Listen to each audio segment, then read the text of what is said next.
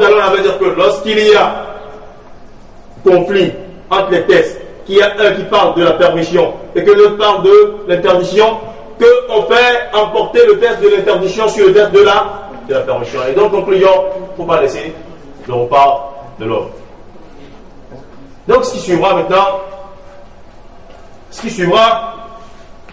que essayons de délimiter de manière précise les heures du jeûne, car dans cela aussi il y a une injustice. Vous savez, quelque part dans le Coran, ça doit être dans le Surat An-Nahl, Dieu dit,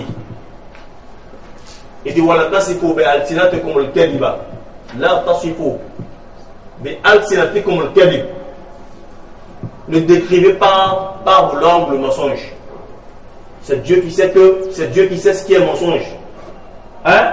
La tasifu bi alsinatikum al-kadhiba, hada halalun wa hada haram. Ne faites pas du mensonge en disant que telle chose est licite et telle chose est illicite. La tasifu bi alsinatikum al-kadhiba, hada halalun wa hada haram. Inna alladhina yaftaruna ala Allah al-kadhiba la yuflihun. Inna alladhina yaftaruna ala Allah al-kadhiba la yuflihun. Ceux qui, par mensonge, disent que ce qui n'est pas interdit est interdit. Ceux qui, par mensonge, disent que ce qui n'est pas licite est illicite. Inna alladhina yaftaruna ala Allah al-kadhiba la yuflihun. Ceux-là, ils seront pas des gagnants au jour de leur relation. Ils seront des perdants. La yuflihun. C'est comme si Allah appelait sur eux une malédiction. Inna alladhina yaftaruna ala Allah al-kadhiba la yuflihun. Il dit mata'an qalil, thumma ma'wahum jahannam.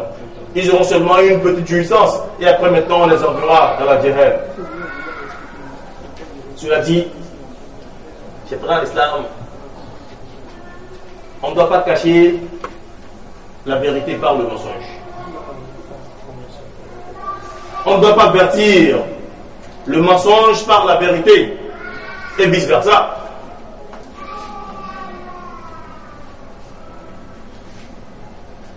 Et vice versa. Donc, qu'est-ce qu'il y a de faire ici? Ce qu'il y a de faire, c'est qu'il faut donner avec précision le moment pendant lequel on va commencer le jeûne et le moment pendant lequel on va le finir.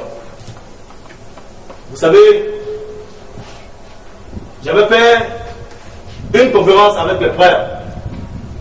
Et dans la conférence, je donnais la précision de ce que la précision du mérite que Allah subhanahu wa ta'ala reconnaît aux musulmans.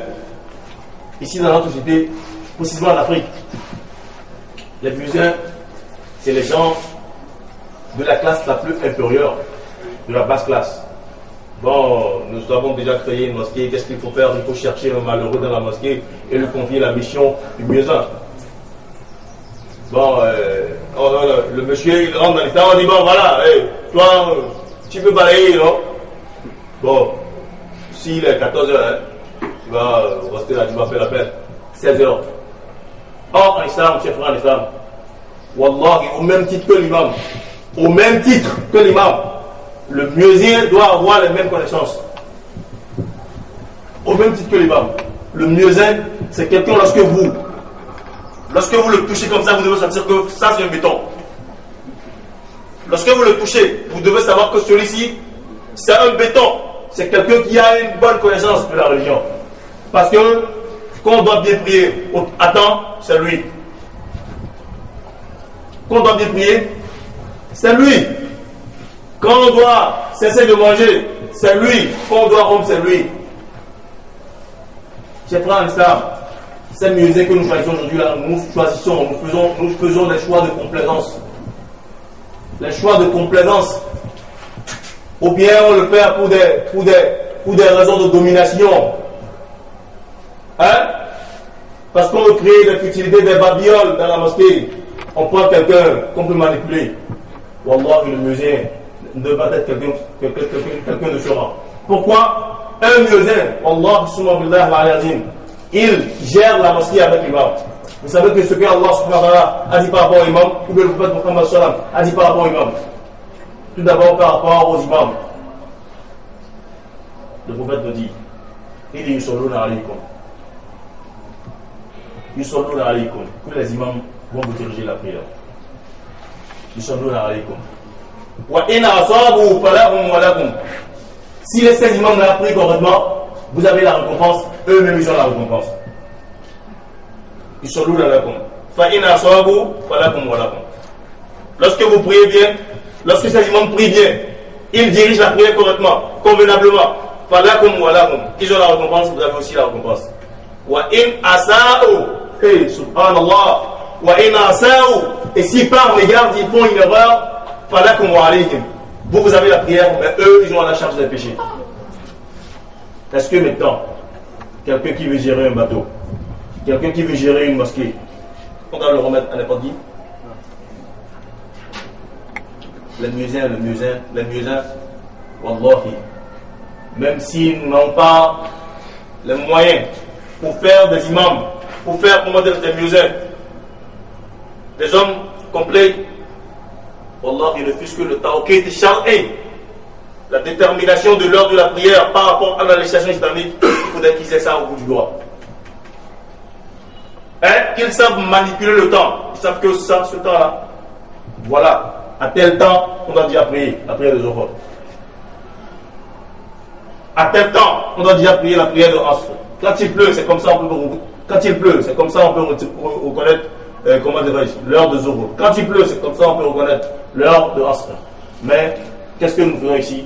Nous avons des heures calquées. 14 heures pour la prière de Zohar, 16 heures pour la prière de Asr, 19 heures pour la prière de Maghrib, 20 heures pour la prière d'Isha et 6 heures pour la prière du matin. Est-ce que c'est Allah subhanahu wa ta'ala qui a fait cela? Dieu nous dit encore que Aqim as-salat al-duluki shamsi ila ghasaqi al-layli wa Qur'an al-fajr inna Qur'an al-fajr kana mashhuda. Il dit Aqim as-salat al-duluki shamsi ila ghasaqi al-layli. Du lever du soleil. Aqim as-salat al-duluki shamsi ila ghasaqi al-layli. Du lever du soleil, lorsque le soleil est arrivé au zénith, Aqim as-salat al-duluki shams ila ghasaqi al-layli. Jusqu'au fin fond de la nuit. Ila ghasaqi al-layli. Wa Qur'an al-fajr. Et maintenant, faites le Qur'an al-fajr.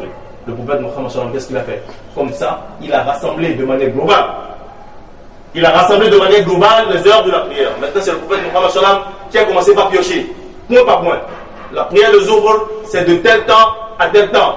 Et cela se reconnaît par les événements géographiques qui sont suivants. Il prend celui de Asr, il le détermine. Celui de Maghrib, il le détermine. Celui d'Isha, il le détermine. Celui de Subh aussi le détermine. J'ai pris un instant. Est-ce que nos musées, ils ont ces connaissances? Il prend seulement le musée, il raconte des sottises. Au lieu même de dire ce qui est recommandé de dire, il dira des sottises. Pensez-vous que quelqu'un qui dit Allahu Akbar et quelqu'un qui dit Allahu Akbar, c'est la même chose qu'ils ont dit? Non, non, non. C'est pas la même chose. Non, non, non, c'est pas la même chose. On déforme, on fait des fantaisies. Et même papa, on a dit Ashhadu an la ilaha illallah. Des fantaisies. Wallahi, l'islam, ce n'est pas une religion de la plaisanterie. Quelqu'un dans une famille, maintenant on crée une famille, il y a déjà quelqu'un qui est parti à l'école coranique, et pour peu qu'il bûche 2 versets du Coran, et il peut mettre, comment dirais-je, un tissu rouge à l'école comme ça, il est devenu imam. On est imam par le turban. On est imam par les barbes, avec les, comment dirais-je, les gros bourreaux. Wallah, ce n'est pas ça, l'imam. Voyez-vous, un imam simple comme ça. Sur des d'autres, vous le voyez déjà. Avec des gros boubous. Et puis encore avec une forte monde. Avec, comment dirais-je, une forte délégation. Vous le voyez accompagné, il sera accompagné comme c'est le chiffre imam qui arrive comme ça. Voyez-vous. Allahumma ighfir lana, Allahumma ihdina. Wallahi, il y a beaucoup de jeunes, il y a beaucoup de gens qui veulent jeûner, mais par notre injustice à nous, nous l'avons rendu le jeûne compliqué, et d'autres même délaissent le truc là. Ils délaissent le jeûne. Wallahi, je me rappelle d'un comportement malsain que j'avais eu quand j'étais en 3e année. C'est ça? Ouais. Voilà, c'est eux. Donc,